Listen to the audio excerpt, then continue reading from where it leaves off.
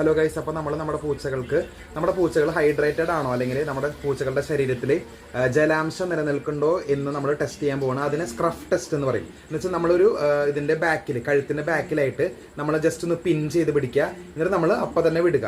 അപ്പോൾ ഒരു വിത്തിൻ 5 സെക്കൻഡ്സിനുള്ളിൽ തിരിച്ച നോർമൽ പൊസിഷനിലേക്ക് നമ്മുടെ കഴുത്ത് പോകുന്നുണ്ടെങ്കിൽ നമ്മുടെ പൂച്ച അത്യാവശ്യം ഹൈഡ്രേറ്റഡ് ആണ്. ഞാനിപ്പോൾ കാണിച്ചു തരാം. ഇങ്ങനെ പിടിച്ചിട്ട് ഒറ്റ വിടൽ വിടാം. അതാണ് സ്ക്രഫ് ടെസ്റ്റ് എന്ന് പറയും.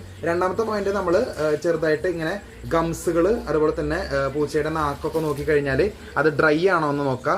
ഡ്രൈ ആണെങ്കിൽ അത് നമ്മുടെ സിവിയർലി ഡീഹൈഡ്രേറ്റഡ് ആണ്, അല്ലെ, ഡീഹൈഡ്രേറ്റഡ് ആണ് എന്ന് വേണം നമ്മൾ മനസ്സിലാക്കാനായിട്ട്.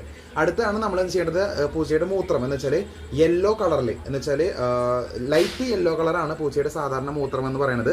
അത് ഡാർക്ക് യെല്ലോ കളർ ആയാൽ സിവിയർലി ഡീഹൈഡ്രേറ്റഡ് ആണ് എന്ന് വേണം മനസ്സിലാക്കാനായിട്ട്. അവസാനത്തതാണ് ഫുഡിന്റെ, അല്ലെങ്കിൽ ഒരു കളിക്കാനുള്ള ഇൻട്രസ്റ്റ് കുറവ്, അതുപോലെ തന്നെ ഫുഡ് കഴിക്കുന്നില്ല. ഇതൊക്കെ നമ്മൾ ഈ വേനൽക്കാലത്ത് നമ്മൾ നോക്കണം. ഇതൊക്കെ കാരണമാകുന്നുണ്ട്, ആ ഒരു ഡീഹൈഡ്രേഷന്റെ ഒരു കാരണങ്ങളിൽ പെടുന്നതാണ്.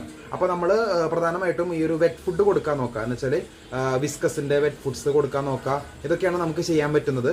അപ്പോൾ നിങ്ങളതൊക്കെ ഫോളോ ചെയ്യണം. പുതിയ വീഡിയോ ആയിട്ട് കാണാം. ബൈ.